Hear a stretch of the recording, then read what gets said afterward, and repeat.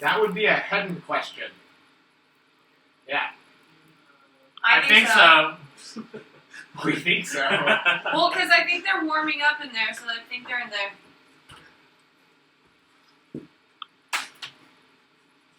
I don't know what's going on there. But this ready to like. This is fancy. We've had this for years. I haven't been here in a while. I didn't see they upgraded everything. They got I used to know what to do, They and got now this I a don't know. year and a half ago. Oh, I remember dude, the stream is working. It is? Yeah, hold on. Oh, it's your face. I just like. It's I like just like. I like how there's no intelligence. on the internet, it's slow, but it's working. Well, the district was going through. Anyway, So where? I'm gonna post it. Which school, mouse? This school specifically, Hmm? $100,000. I think I'm just gonna turn this. I might put this down there somewhere. I think it might record better if it's closer. And then I'm still gonna record my phone up here. I'm telling them to wait for ELS's. For ELS's meeting. Oh, it's that one. It sent it to your personal.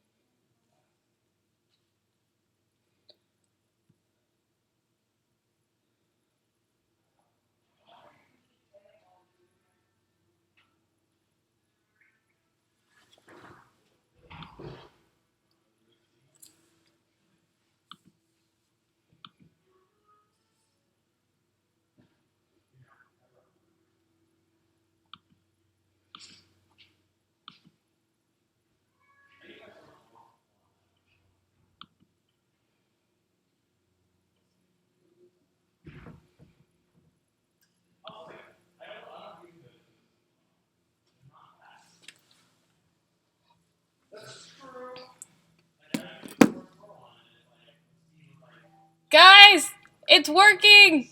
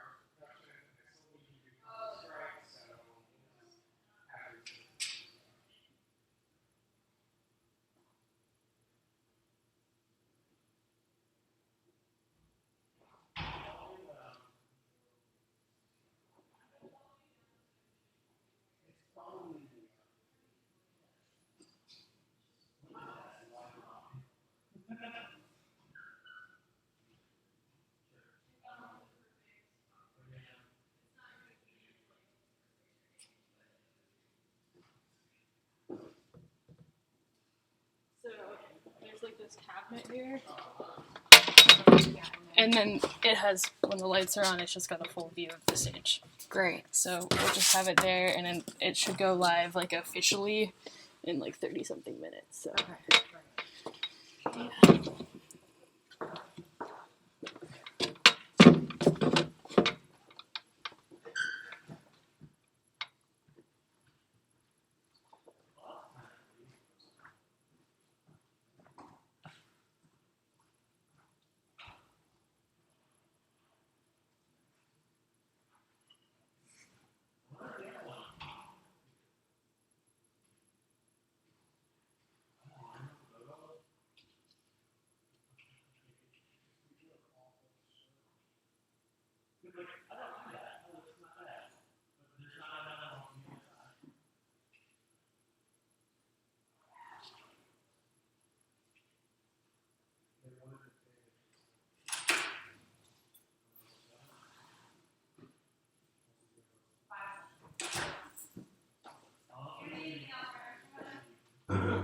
I don't think so.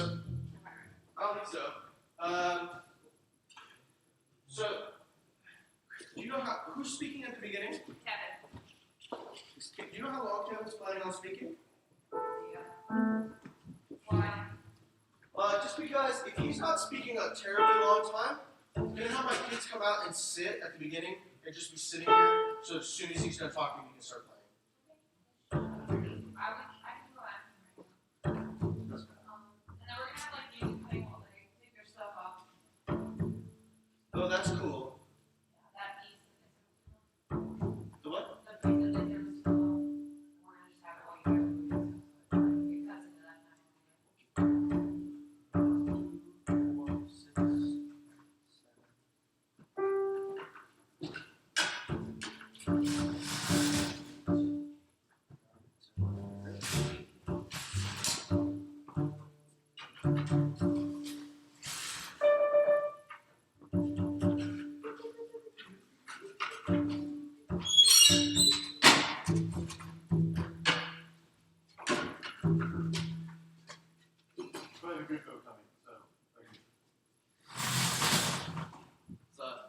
Amazon Prime, you're just like Prime deal. The person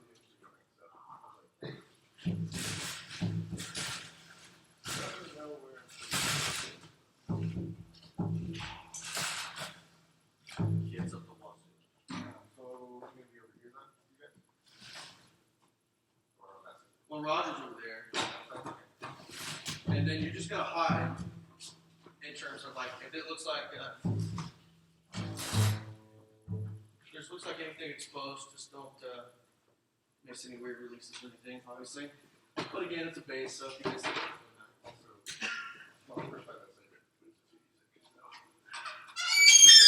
So how did your kazoo go? Is it like full like Boy Scout Army stuff? Because like full like full army. 30 people there. Mr. Kevin says that they can sit while he's talking. That's cool. Great. What did I say? 7, 2, 4, 6, 8, 10, 11, 13, 2, 4, 6, 8, 9. One more chance.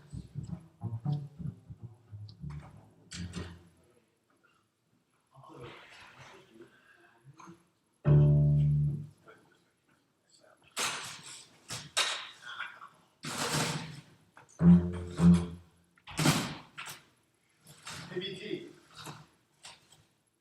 Or William. Can you do that? Is it how loud is it? Okay, you're gonna hear it over piano?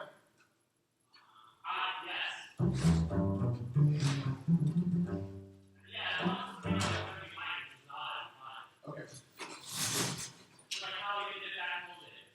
Yes, but they had different types of basses back in the old days.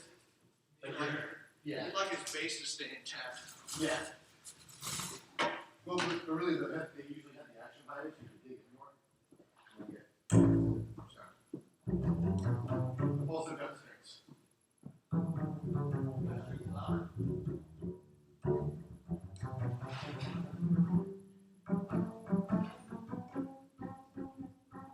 Alright,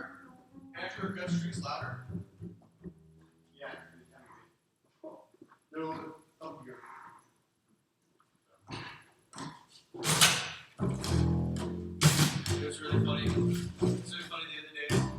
Like, I was like, hey Roger, if you're gonna play, why don't you come rehearse with us? And like, we went to take like a tuning pitch. It was like, and all the kids are like, whoa! It's so easy to play too. Yeah. Yeah. That's what happens.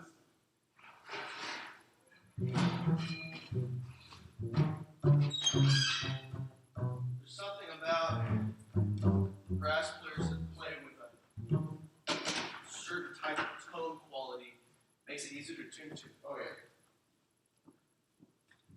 And Roger's got that.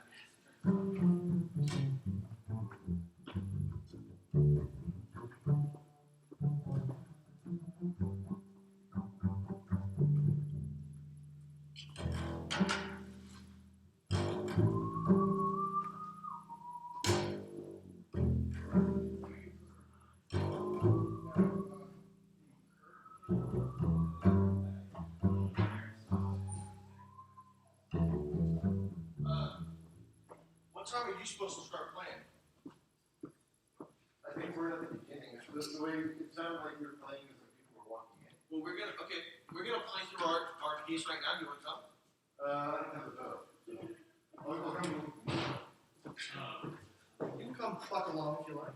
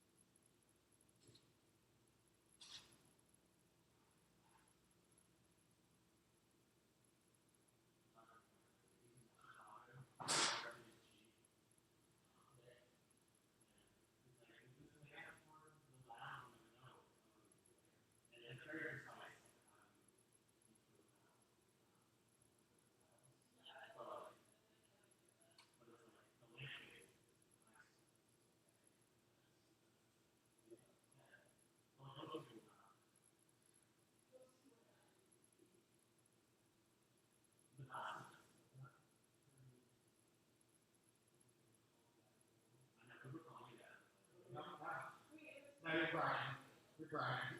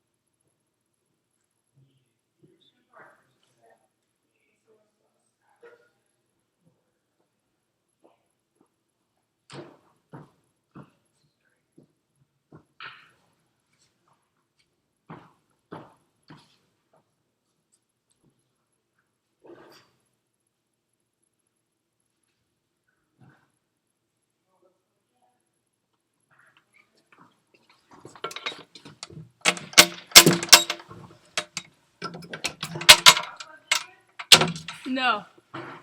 We might. I don't think we have anything close by. It's got like 60%, so should be fine.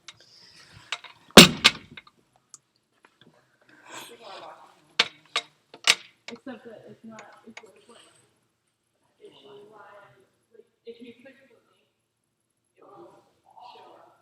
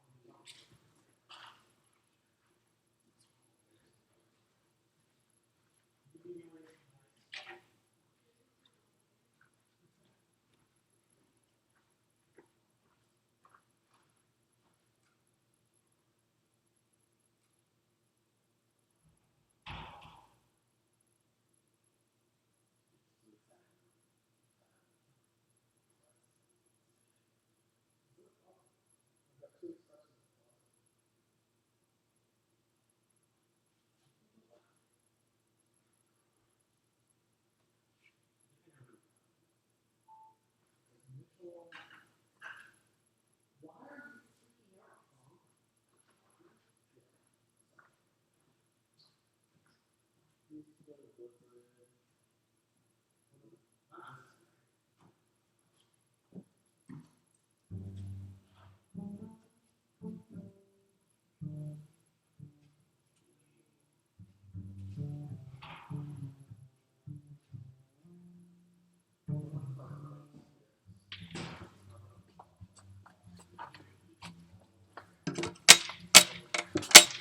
want to see my secret live stream?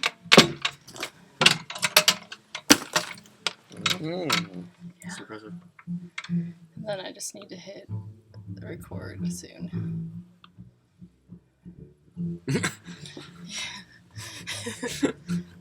It goes like officially live in 20 minutes, but you can watch yourselves if you want. My hand's not up there anymore. What is this? Yeah, well, it's lags. Really? Is it live though? It lags. It's live-ish. God, how are you doing that? Hey, Scott. How are you? Good, how are you?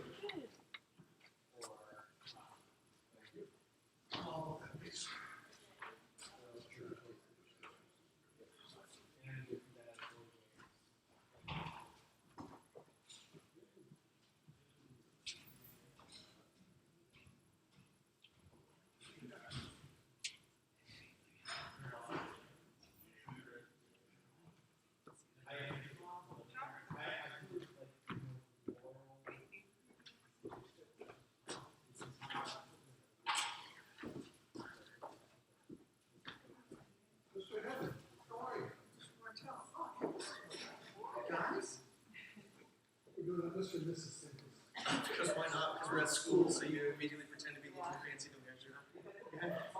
It's good to see you. It's good to see you too.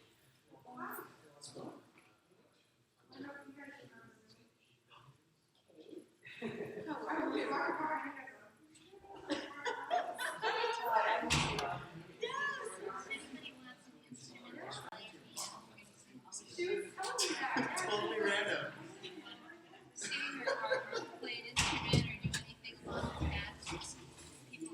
Alright, I mean, what's that? My kids or my kids? My kids?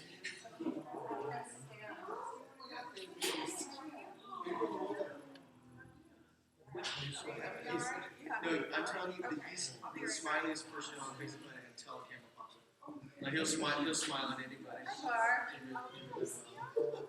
Yeah, they do. Okay, finish this.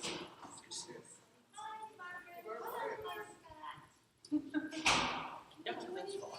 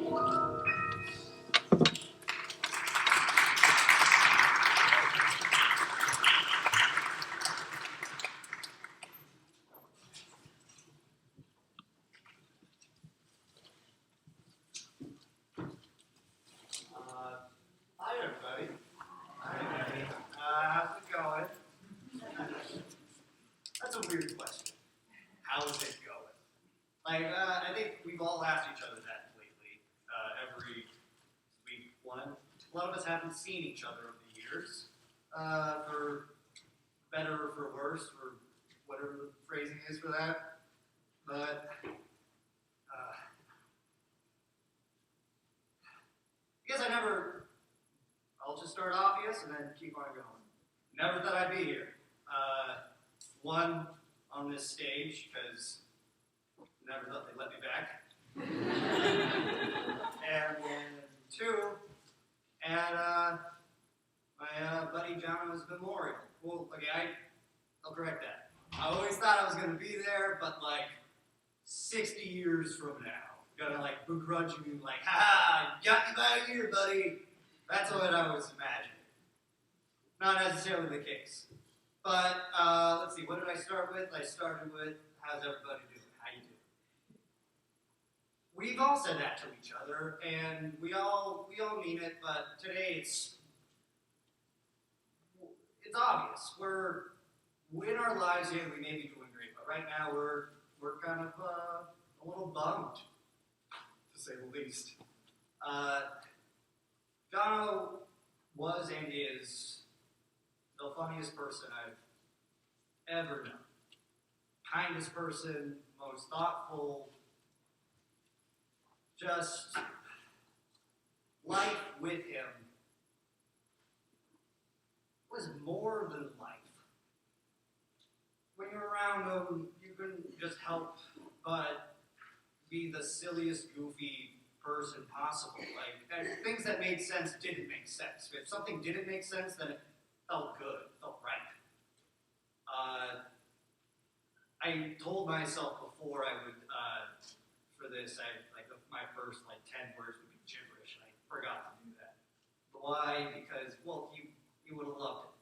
And I thought, or been thinking going into this, what would he want? And he wouldn't want a bunch of people being sad. Or no, he would want that a little bit. You're like, hey, whoa, hey, good, sadness. Now let's have fun. But so I don't want to really just sit in all of the loss that we all have experienced, all are sharing. But just, I guess, the biggest loss that I see is for all the people who have never got the chance to meet him, never really got to hang out with him, never got to experience what Jonathan Jones was about, was like, I'm going to share just one of my favorite memories of me and him, and then we'll get on and we'll do more fun stuff. But, so grad night. Grad night, as most of us know, is a night either before or after graduation, sometime around there, where all the kids, or the school throws on a big party so that all the kids don't drink, and they can be controlled for the whole night. And it worked. It was wonderful. Wonderful night. Our grad night, we had poker, there was a rock climbing wall and whatnot, and everyone partied until the wee hours of the morning. John and I decided to hang out. Furthermore, after that, I always parked my car at his house throughout my senior year. I didn't want to buy a parking pass, so I just parked there, and then we walked to school together sometimes. Sometimes I just hang out outside his house without him knowing. So we're walking back, and we realized, it was the last time we ever really get to hang out. When we hung out years later, a couple times, we went to Joshua Tree one time, had a great weekend. We had dinner every once in a while. One time we did a road trip back up to school, but it wasn't the same. It wasn't the end of high school. It wasn't that end of that chapter of our lives. But so we knew that was what that time was. And so we got onto Jono's roof, and we just kind of sat and talked and watched the sunrise. And it was one of those just moments where we both kind of looked at each other, and we're like, okay, wow, nothing's going to be the same. And nothing ever is the same. But truly, that moment, now looking back, now having the context that I do, context that we all do, it's just very real how precious those four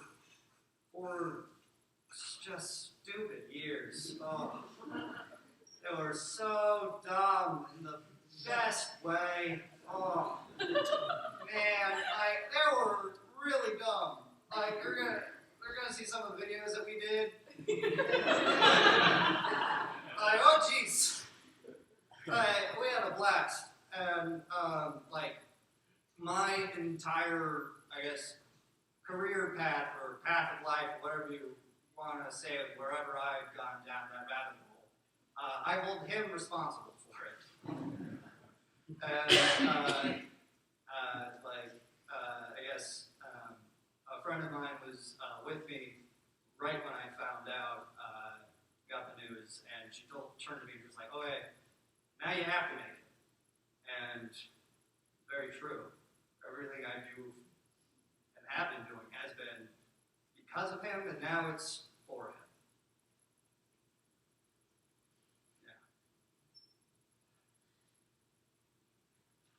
But so we got about to say, we got a great night planned for you. We got a big band, couple songs, a great little fun shindig. But seriously, we have a great night, afternoon shade for you guys. Whatever it is, this is going to be a day we all cherish and a day that definitely would have liked to be here. Part of me is hoping he's pulling a Tom Sawyer, but also timing has gone a little too long where if he was pulling a Tom Sawyer, I'd be very cross.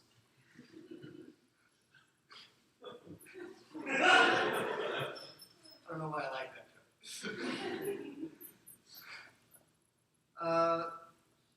Man, I don't really have an ending or a wrap up for this, but I just want to say thank you, everybody, for not just being here, but just for being part of Jono's life. Because, like, yeah, it was only 25 years, but like when you look at it, it was like 25 years. Like that's a long time. I mean, jeez, got up to a lot of stuff. I mean, I'm not gonna tell you all the stuff he got up to, but he got up to a lot of stuff. Oh, some great stuff. And one not so great stuff, but mostly it was great stuff. Okay, that other stuff was pretty good too.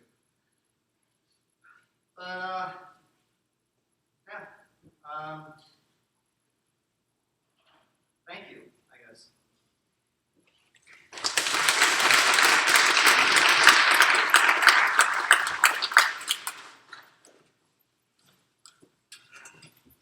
Hi everybody, I'm Corey Hedden. I'm the instrumental music director here, it's good to see a lot of familiar faces from a long time ago. This is my 9th year teaching here, it's my first job. And John was a senior my first year of teaching. So a lot of that first year is a little bit lost. It was a long time ago, but I think probably the things that stand out most to me from that year were definitely understanding how kids could be awesome. It was understanding that kids were not just vessels that I'm supposed to stuff knowledge into. It was that kids had personality, and I don't think that there was anyone that better taught me that than Jonna. I mean, most of my memories from that first year is either yelling at people or putting up with the antics of Jonna, that guy. Hey. Was definitely a really, really amazing kid. It's still a little odd for me because this is still kind of not real. There's this app on my Facebook that will throw out old posts that happened on this day, however many years ago. And I picked up my phone this morning. There was actually a post from Jonna sending me a video from his marching band, the things his marching band was doing. He wanted me to see that, and it's just crazy and just wacky, and I think that, especially on today, knowing what was going to happen today, seeing that made it just a little bit more real. He's gone, and that makes it just kind of all the more potent. But he was really, really involved in music. I think that it's you can't just say music has music plus. It's like music plus a little bit of humor, almost always, which is really, really an amazing thing. And so the wind ensemble is going to play, and I had to kind of get people. We're kind of on a little bit of a vacation right now, and when I talked to these kids about it, it was basically posed it to the question like, this student sat in these chairs, and this student was one of you guys. And this student was a part of this program, and this program really meant a lot to him. Like he spent a lot of time in that room, for God's sakes, as a lot of people did. So we're gonna play a piece of music called Luxor Ruque. It translates as light and gold, and it's a pretty piece, but it's also a dissonant piece. It also has a lot of brightness and a lot of darkness in it too, which hopefully can help people feel what they need to feel on a day like this.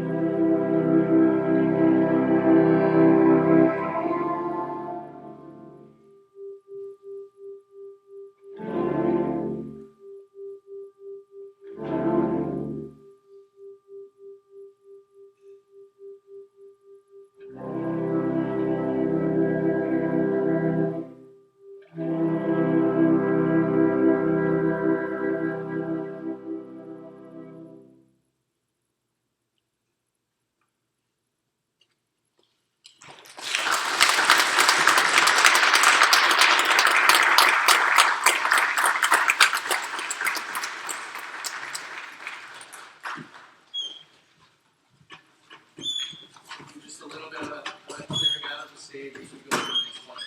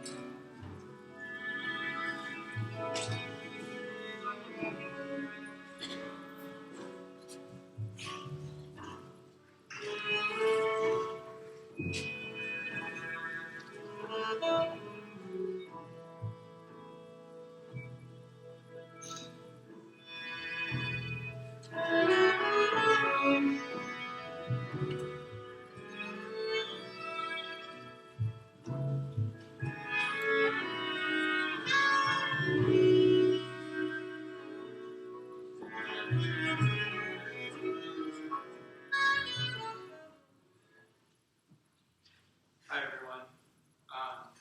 Just like Kevin, this is the first time I've seen a lot of you in a long time. And of course I wish it was under happier circumstances. But that said, it's good to see everyone again.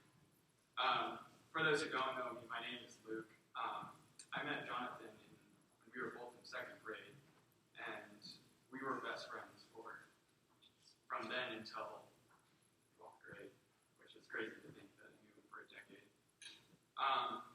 And I just wanted to come up here and share some of my memories of him. Great times that we had together. I also wrote down a lot of this, so hopefully I won't wander too much. I want to get some of the sad, grief type stuff out of the way right away because it would do a really big disservice to Jonathan's memory to end any celebration of his life on a low note. So I got to start with the bad stuff. And also I might cry, so I might as well get that out of the way. So that means starting with the most recent story. I pretty recently got engaged to my beautiful fiance a few months ago.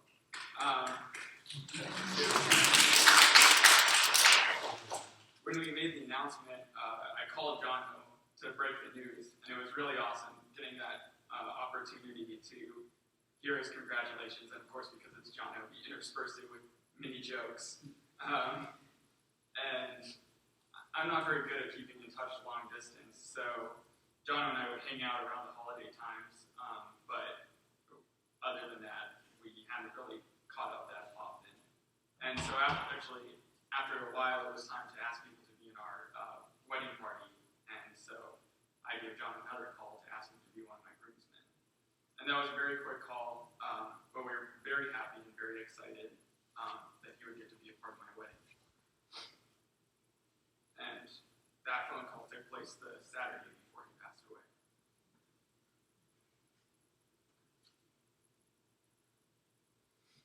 Make of that what you will, but personally I can't help but feel that I was given an opportunity to hear my friend's voice one more time before he died.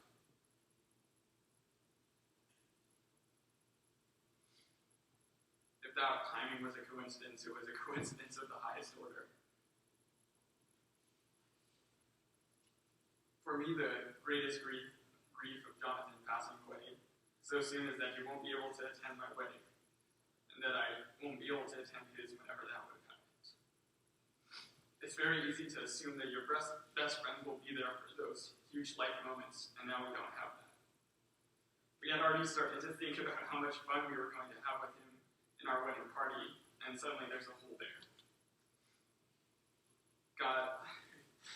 God knows that it sucks to look at something like this and try to take a lesson away from it, But there is a lesson, and it's to cherish the moments that the rest of us have together.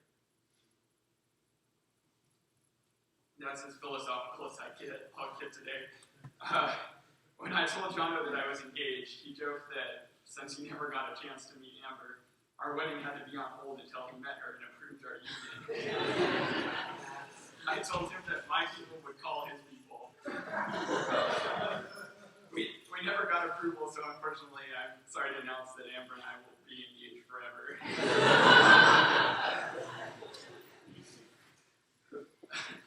When I remember Jonathan, one thing that stands out to me is how adventurous he was.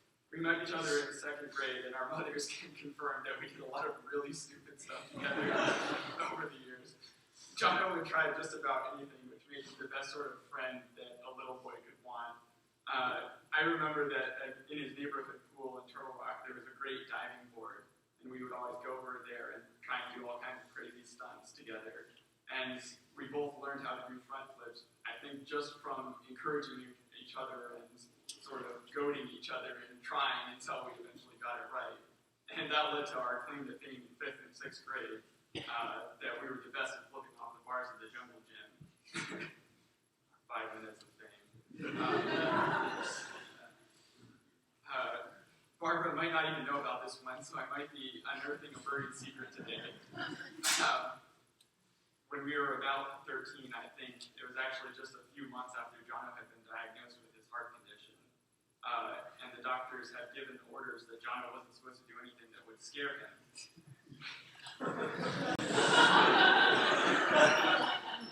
Well, if you know me, I'm a big roller coaster fan, and I always have been. And so for my birthday, which was coming up, I really wanted to go to Knott's Berry Farm. And of course, Jono wanted to go also, but he wasn't supposed to do anything scary. So my dad was chaperoning, and he promised Barb that he would make sure Jono wasn't going to do anything that scared him. This, of course, was lying through his teeth, but it was great because Barb reluctantly allowed Jono to go. So we're at Knott's, and Accelerator had just opened Now, for those of you who are not familiar with Knott's Berry Farm, Accelerator is a roller coaster that launches you from 0 to 80 miles per hour in 2 seconds, and then climbs vertically 120 feet until it drops vertically 120 feet. And we're standing outside the line to Accelerator, and Jonathan is terrified. He is absolutely quaking in his boots.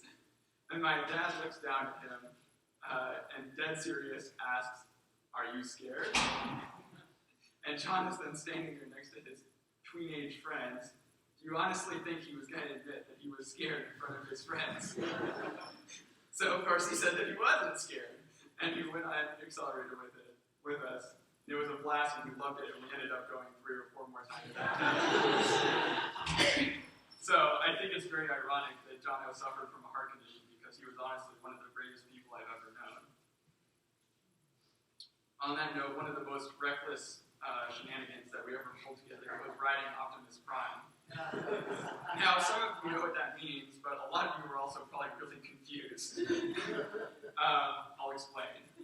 My neighborhood is very hilly, so when I was younger, against all good judgment, I would sometimes hop in, drag my red flyer wagon to the top of the hill, and try and steer it down the hills.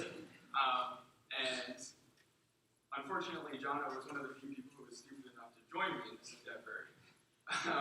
We crashed a lot because actually those wagons have a very high center of gravity, and it's just very difficult to steer them from the inside, which they're not designed to do. To this day, I don't know why, but Jono decided that the wagon was going to be called Megatron. Maybe because it caused us so much pain? I don't know. It was Jono, he was funny and creative, and he called it Megatron, so everyone called it Megatron. Jono always had the most creative names and catchphrases. One hallmark of being his friend was that he defined our lingo.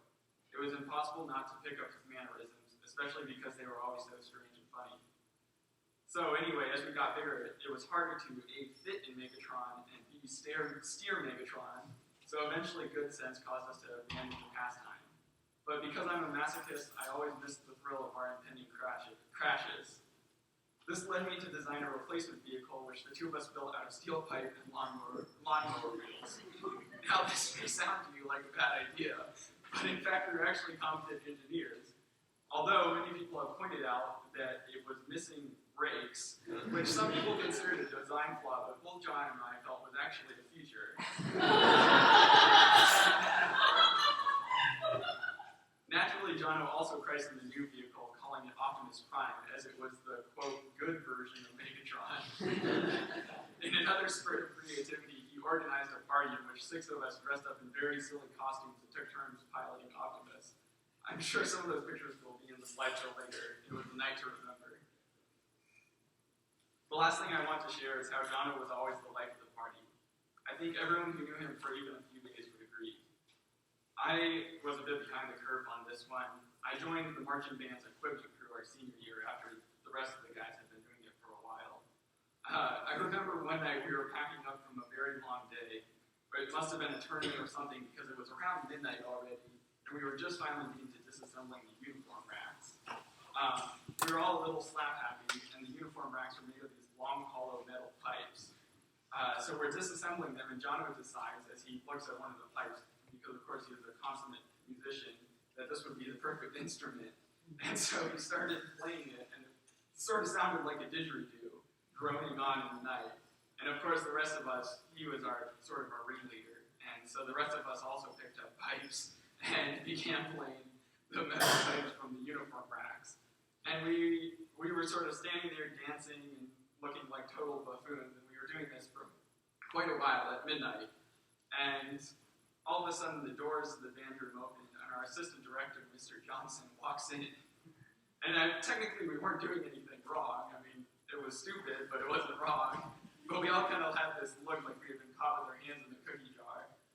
And in total silence, Mr. Johnson walks over to the instrument rack, to the rack of uniforms, picks up a pipe of his own, and starts playing with us also. We stood there playing a chorus of uniform rack pipes for a good 5 minutes. I'll never forget the looks of joy on Jono and Mr. Johnson's faces. It was like that anywhere you went with Jono. If he was there, it was a good time. You didn't even have to be doing anything. Of course, we had rough patches like anyone, but they were so massively outweighed by the laughter and joy he brought to every situation. I only have time to mention how caring he was too, how he could poke fun and crack jokes without cutting or hurting. So few comedians have that talent. I was so blessed to have Jonathan Jones as my friend. I can say without exaggeration that outside of my family, Jono was the #1 most influential person shaping who I am today. I hope the rest of you have half the good memories of Jono that I do. I also hope that we can all honor his memory by laughing more and joking more. He will be heavily missed, but heartily, fondly remembered. Thanks.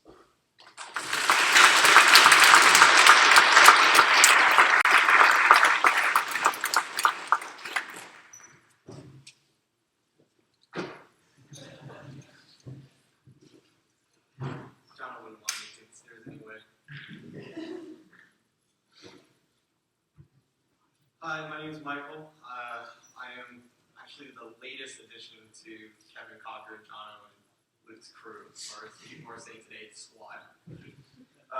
So I met Jono freshman year of high school. All I remember, I didn't even say hi to him, but I just remember his goofiness. We were all standing at attention. And I just saw Jono. He instantly just goes like this. I don't know what he was thinking, but I started following what he did, and then all of a sudden I got one of those spots.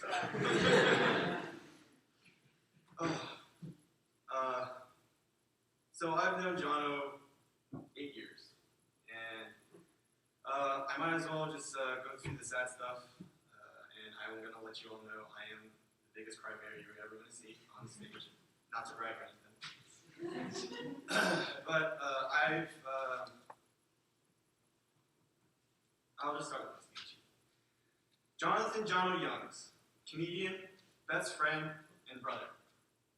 To me, Jono is the funniest man I have ever met, because no one can make me choke on my food and have soda come out of my nose.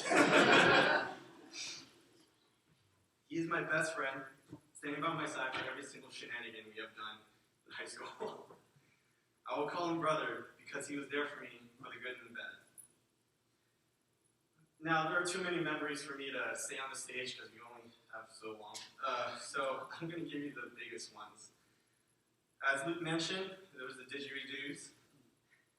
It was midnight, and that is very true.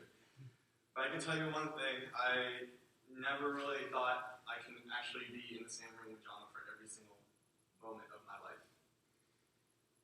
The equipment crew cart, if any of you remember 2007, the morning of that day, the softball fence was broken.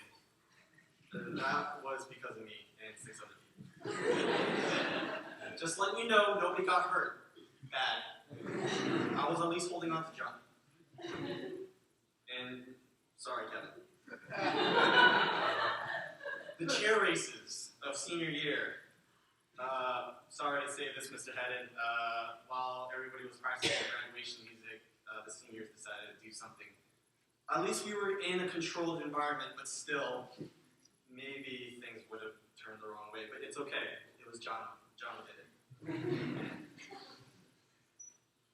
Also, finally, the best one I have to say, Kevin Cocker, shout out to you. Trapping Kevin Cocker in the practice room. I wasn't a part of it because I was laughing too much to even do anything about it. And yet again, Mr. Johnson, shout out to you if you're not there or if you're watching on YouTube. Thank you for encouraging this because this never would have happened without you. So. Oh, look, you dropped the cat. That's what I said. I got through all the crying part. That's good. All right. So anyway, I'll say my thank yous to Jono. Thank you, Jono, for allowing me to come over to your house after school. I don't really know how to thank you so much for that. You fed me half your cereal. That's at least $100 worth. I think I still owe you. I owe you. And then thank you for letting me park my car at your house also, because just like Kevin, I don't pay for it. Seriously. And then there was the equipment crew part. Oh yeah, that's the one. But thank you for your uncanny ability to make me laugh when I'm having a bad day. Thank you for your silly walks, goofy nature, and quick witty banter. Thank you for the band shirts you drew. I still have them in my closet, actually, but unfortunately they don't fit me anymore. Thank you for all the laughs and adventures we shared, from competitions to football games, to bus rides, to Disneyland, everything. Thank you for being the funniest person I have ever met. Sorry. I don't think I'll ever meet a guy like that. Okay. Finally, thank you for being a brother to me. I never really had a younger brother. But he was the best youngest brother I've ever had. When he passed away, I prayed for a sign that he was in heaven. And there was a saying, "It rains because angels cry." And on November 2nd, Jono's birthday, 2015, it was actually raining. I don't know what you can think of it. I thought it was a miracle. Because I know Jono was up there. Because he was making so many angels laugh to the point of tears. That's what I think was going on that day.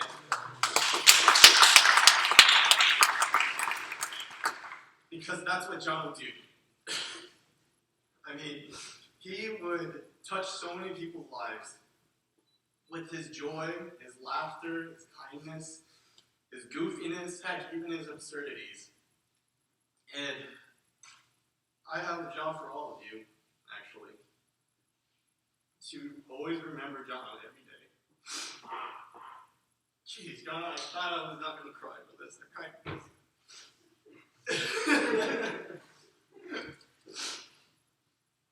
But here's the thing. When it rains, you are to scream his name towards the heavens. Do you understand me? Because that's what John would want. He wouldn't want us to be crying like me on stage. He would want rather us be blaring his name out towards the heavens. Because that's what we should do. Because we shouldn't care what people think. Because John would always do things that nobody would ever judge him about. And that's what's brave about him. he gave me that courage to always be myself. And I didn't write this down. It just came to me today. Well, anyway, we always talk in British accents. He always called me an old lady. And I would say this: I miss you, old chap. I'll always remember you. Thank you.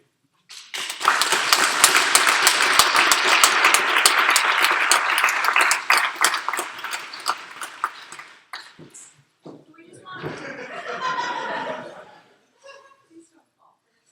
So if anybody wants to share like a memory or wants to say a few words, we're gonna kind of have like an open mic time right now.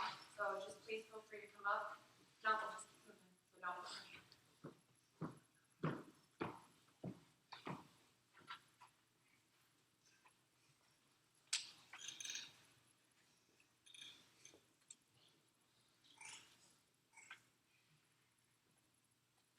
All right. Just want to make sure.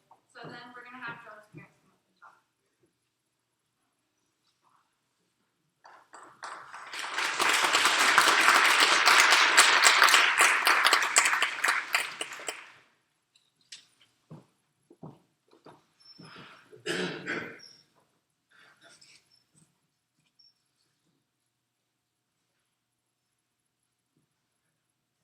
And our his Dave. Dave and I and Jonathan's dear brother Will are deeply moved, grateful, and amazed by the wonderful friends, neighbors, family who've made his life. We take comfort in the many cards and good wishes we've received, the countless postings made in love and appreciation of Jonathan on his Facebook page, and the great celebration of his life held in Davis a month ago. Today, we welcome everyone who's here, including many neighbors and friends from Jonathan's childhood and years at this very high school. We also want you to know that several from our family have joined us here from the East Coast. My sister Lorna, my brothers John and Peter, and Dave's sisters Joan and Pat. Our dear friends Pam Marita, who heard Pam playing with Andrew Martell earlier, and Arlene Vidor, who is known from Chicago, have known Jonathan since before he was born and are here today. Also, 6 friends of Jonathan's drove down from Davis, including his dear girlfriend Catherine Plants, who lovingly called Cat. A big thanks to our neighbors and friends and all those who helped to put this program together today. You can see the wonderful, wonderful, dear, dear friends that shared Jonathan's earlier years here.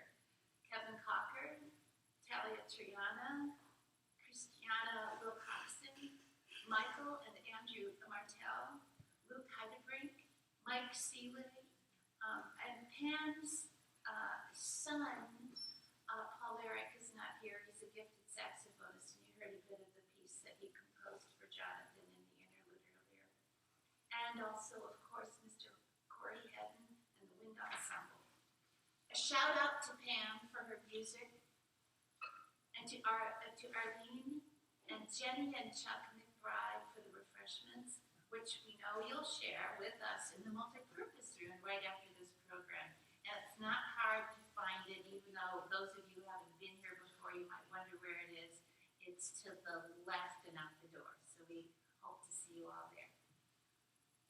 As everyone here knows, Jonathan would have loved this celebration. He'd be dancing and prancing and outdoing everybody in outrageous hilarity. Ever since he was tiny, Jonathan loved masks and nutty hats and crazy costumes. One Halloween, when he was about 6, and his brother William was 3, they went trick-or-treating as 2 crazy, overstuffed critters. Jonathan wanted the wild things from the Maurice Sendak book, and Will a bug with wings. There was another year when Jonathan turned himself into a TV set with a box on his shoulders and a square cut out for the screen. Jonathan always loved to dance. On one family vacation in Florida with our sister Sue's family, Jonathan was about 2, with his gigantic toddler belly hanging like a beer belly, marched on the beach, knees high, and went into a lovely, slow splashing movement, twirling on the beach, with his face ecstatic. At Davis, Jonathan was known as Jonathan Thursday Young. His middle name is actually Cody, in honor of the Cody clan from his maternal grandmother's side of the family, which includes Buffalo Bill Cody. But the name Thursday came from marching band camp his freshman year. When asked his middle name, Jonathan said the first thing that came into his mind, which was Thursday. The name stuck all through his Davis years. Anyway, Jonathan chose November 2nd, 1990, a perfectly designed cloudless day in Chicago for his birth. And he took his time. The labor at Northwestern Memorial Hospital went on so long that both of us went out for shopping for a couple hours. Upon his arrival, one Asian friend noted that Jonathan was the whitest child she'd ever seen. Another friend looked into his luminous blue eyes and pronounced him a really good person. His mother, me, remarked that he seemed pretty colicky. The year 1999 brought two significant events for Jonathan. At 2 years old, he began his academic career at Karavari Montessori School in Evanston, Illinois, and his baby brother, his pride and joy, William, bounced into his life. The boys instantly conspired to keep their older-than-average parents on a need-to-know basis. 2 years later, Jonathan relocated his family to Irvine, California to continue his studies at UCI's Child Care Center. He attended kindergarten at St. Andrew's Episcopal Church and entered the Irvine Public Schools, Turtle Rock Elementary School, and Rancho San Joaquin Middle School, where he earned a commendation for the sheer number of books he read. He graduated from University High School in 2008. A bright, joyous kid, Jonathan took special delight in creating stuff. He drew, painted, made videos, took art classes, built his own computer, and wrote stories. On one family sojourn to the desert, he playfully kicked a bit of cactus into the sky, only to have it land and stick to his scalp. His account of the desert medicine that ensued, which involved grandpa with a set of pliers, alcohol, screams, was dramatized by a professional troupe for Turtle Rock Elementary School. Here at uni, Jonathan discovered more fun outside the classroom. A gentle soul with an absurd wit, he was co-captain of comedy sports. He drew cartoons for the school newspaper, and he cracked everybody up. His humor was fresh, good-natured, and hilarious. His jokes were spot on, capturing perfectly the essence of life. But music may have mattered most at that time to Jonathan. First in the form of a long-running affair with the piano, and then he picked up the cello for a week or so, the viola for a bit longer, 2 or 3 weeks, and then settled on the clarinet, the bass clarinet in middle school, and then the saxophone for high school and college. He marched for 4 years in the uni band, served as leader of the tenor sax section, played in the jazz band and the wind ensemble. Most recently, he began playing the mandolin over the last year or two and developed a real passion for bluegrass music. Jonathan selected UC Davis specifically so he could join the band up, and while he was there, he majored in music composition. We'll hear one of his pieces when we get done here. The marvelous friends and faculty comprised the band that became the absolute center of his world. For 4 years, he marched and played with the band. As a senior, earning the post of drum major. And he especially enjoyed drawing up the choreography for the band shows and led the battalions with extraordinary energy and fired up everybody's sense of fun.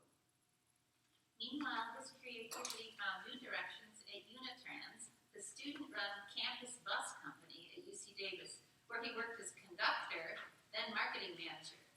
He gleefully designed t-shirts, buttons, other apparel, brochures, and bus schedules. We're wearing a couple of his t-shirt designs today. There's one from Unitrans.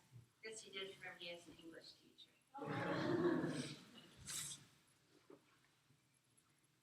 Graduating in 2013, Jonathan decided to pursue graphic design as a career. He worked on designing an app and marketing materials for a company in Davis, Z-Base Property Management, and took classes in graphic design at Sacramento City College. With his fellow Banda and beloved girlfriend, Kat, beside him, he planned for the future. One of Jonathan's best friends, Soren, who was student band director at Davis when Jonathan was drum major, senior years, remembers expressing sadness when the two were graduating and began their move apart. Soren was going to London. He said Jonathan responded to him, "Don't be sad that it's over. Be happy that it happened." Thank you all for being Jonathan's friends and helping make him the person he was. We'll miss him terribly, especially for all those little delicate moments that are inexpressible. But we're deeply proud and grateful for the time he spent with us. We take comfort in the love, inspiration, and exuberance he managed to share with so many people in his short life. When you hear an unusual bit of music, or hear a funny, wacky joke or story, think of Jonathan. May your memories of him give you great joy and happiness that live with you throughout your lives. We're going to hear a tango that Jonathan composed during his senior year at Project as part of his graduation project.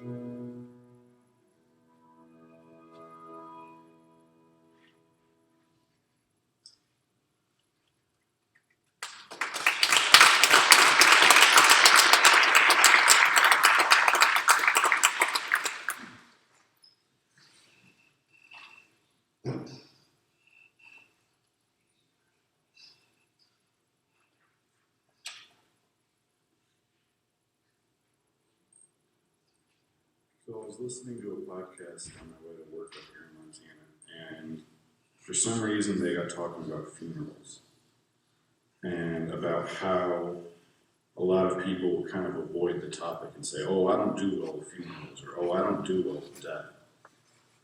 And one of the guys in the podcast said, yeah, but honestly, who does?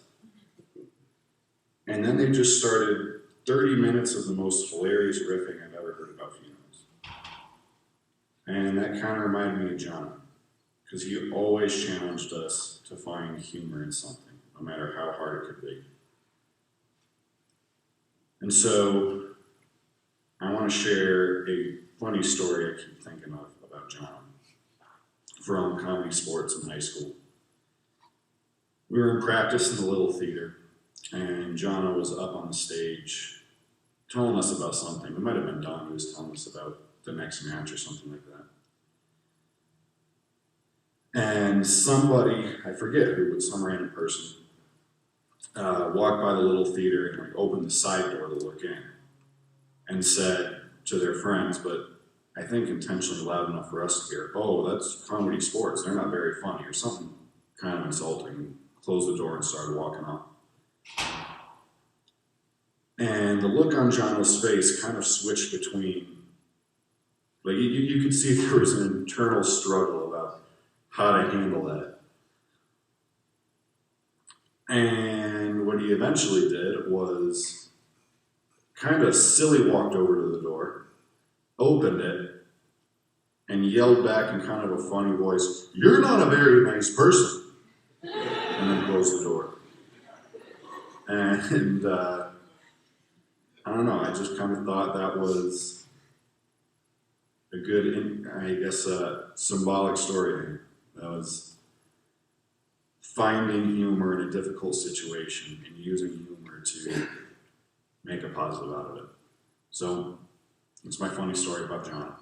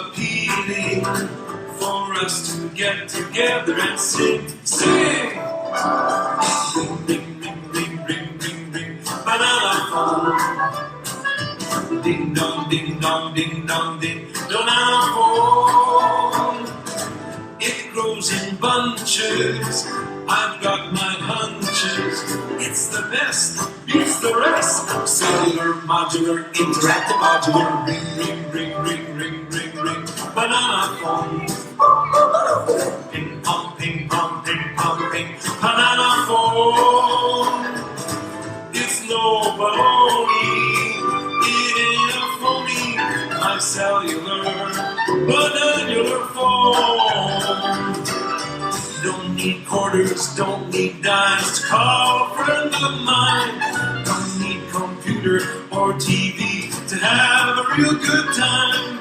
I'll call for pizza, I'll call my cat, I'll call the White House, have a chat, I'll place a call around the world, operator get me Beijing.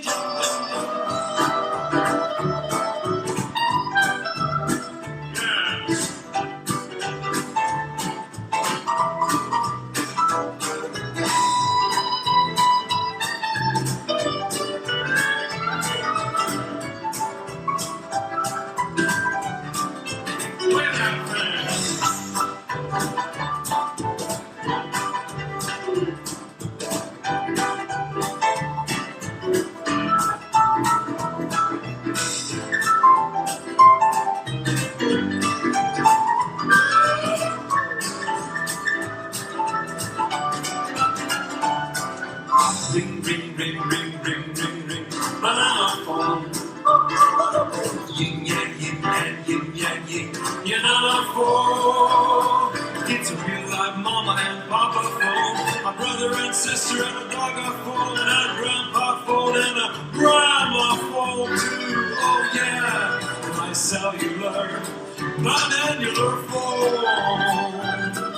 Banana phone, ring, ring, ring. It's a phone with a peel. Banana phone, ring, ring, ring. Now you can have your phone and eat it too. Banana phone, ring, ring, ring. This song drives me bananas. Banana phone, ring, ring, ring.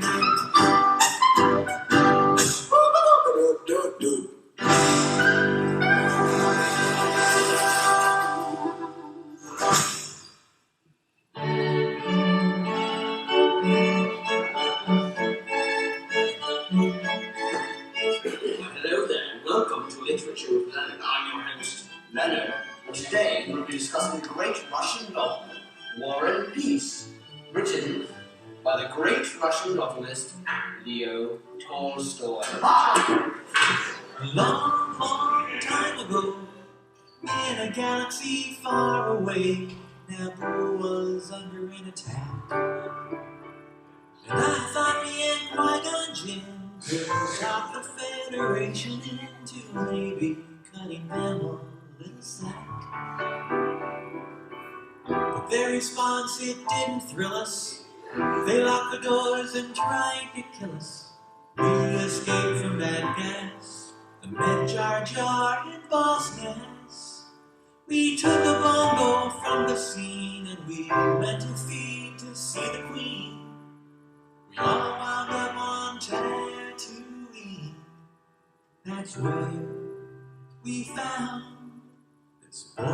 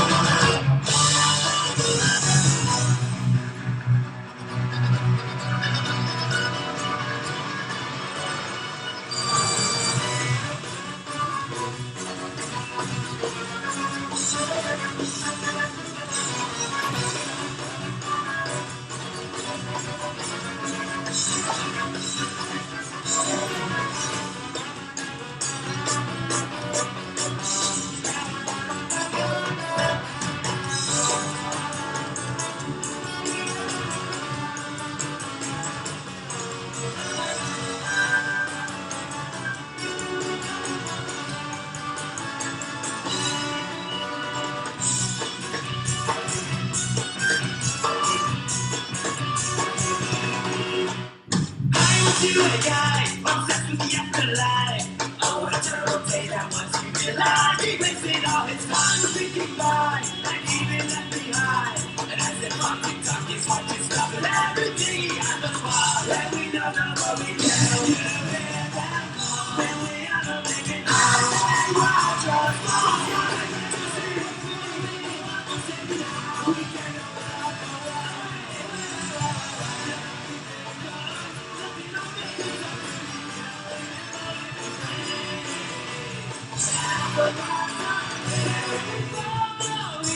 Together, no one will catch us out and catch ourselves. And when we run, we will run forever. No one will understand what we like.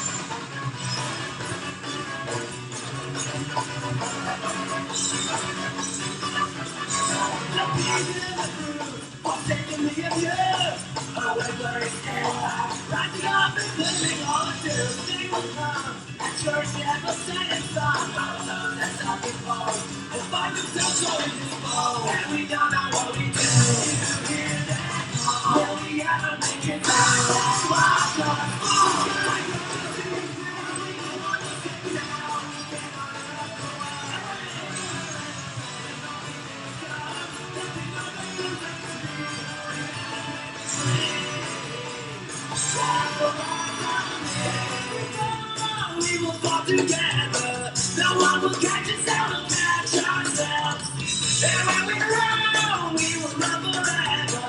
No one will understand what we know.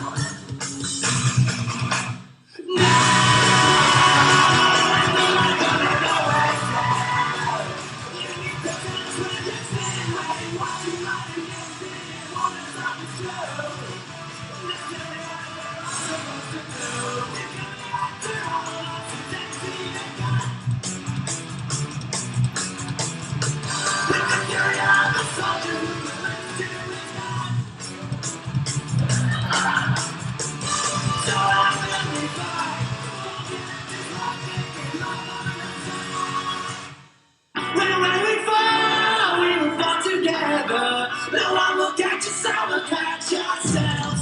So when we run, we will run forever. No one will understand.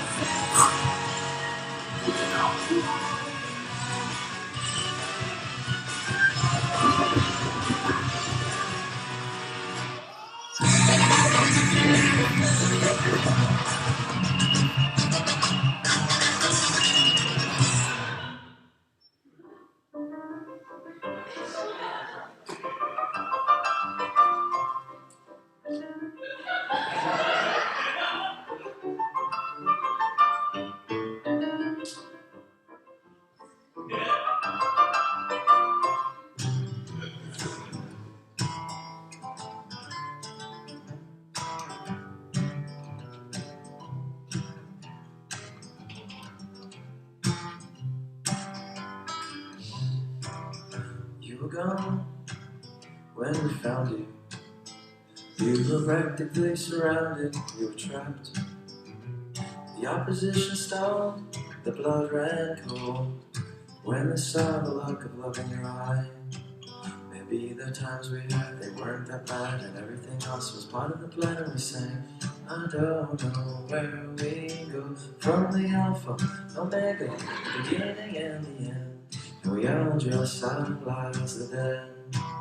So you were born, and that was a good day, and someday you will die, and that is a shame. Yeah, but somewhere in the between, you live the life of which we all dream. Nothing and no one will ever take that away.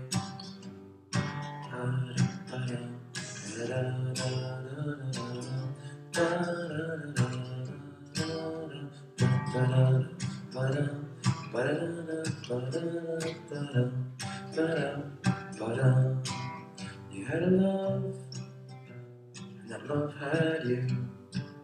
And nothing mattered, you were fine. Someone will complain, they'll just spit a word of shame. They know that loving and losing is better than nothing at all. Maybe the times we had, they weren't that bad, and everything else was part of the plan, and we sang, I don't know where we go, from the album, the slogan, the story of events. We all just idolize the past. So you were born, and that was a good day. Someday you will die, and that is a shame. Yeah, but somewhere in the between, you live the life of which we all dream. Nothing and no one will ever take that away.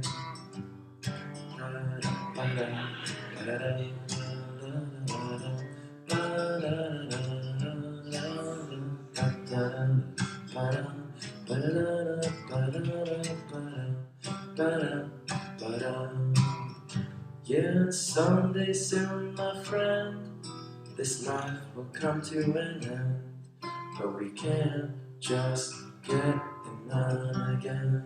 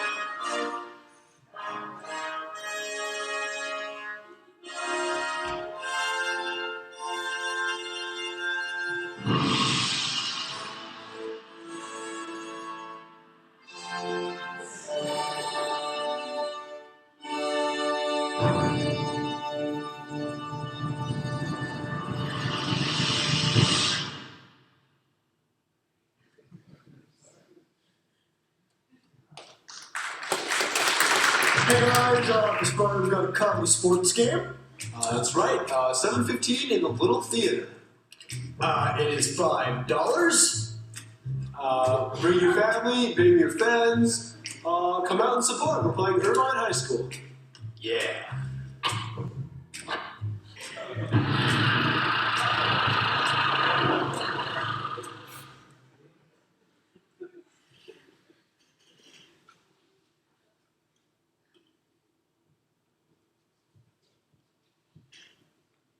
So now I'd like to invite all of the comedy sports alumni / advisors who want to do some improv. We're gonna do some improv.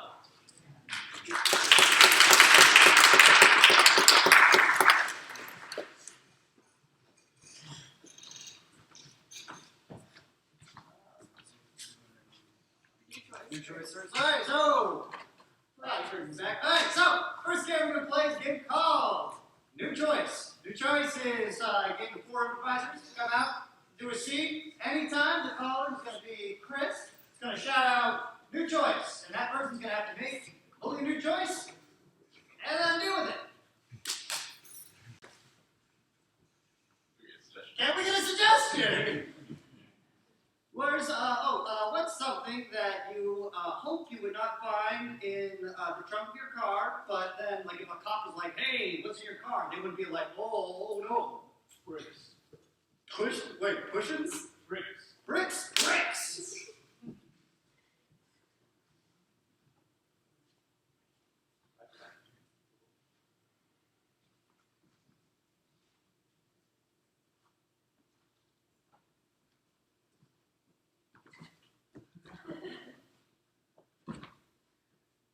David, just got that house yesterday.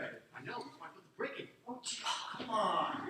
Look, I know you're all postmodern and whatnot, but like, I want to keep my house good. What is your choice? I want to break it. I wanted to be the one to throw the first stone. It's a glass house. Okay, yeah, but we can't undo it. I mean, I brought bricks too. Look, I got a brick that has my name on it. Is there a David here who ordered a wagon full of bricks? Ah, that'd be me. Ah, perfect. You just said those right. Got all 3 of them that you asked for? 3 bricks. You got 3 whole bricks? Let me know. See? New choice. Yay! Who? These were expensive bricks. You can't just throw them at people. They're for houses.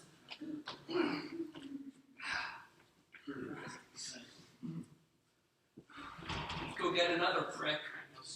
Now hold the brick up. Wait, you're like, okay, No, no. use the brick as a shield. Brick is a shield? Brick as a shield.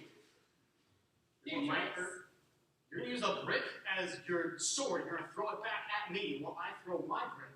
They'll collide and create a new house. Adding energy. Okay, that sounded terrible. Now I'm way on board. Okay, you ready? All right. Ready? Well, I got 3. 3. I have more bricks. We don't need that many bricks. No. No, we only need 1 brick, then we build a house. Take my bricks back then. Tiny brick. Oh, no, we don't have to leave. No. Not for food.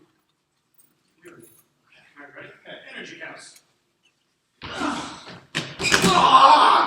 New choice.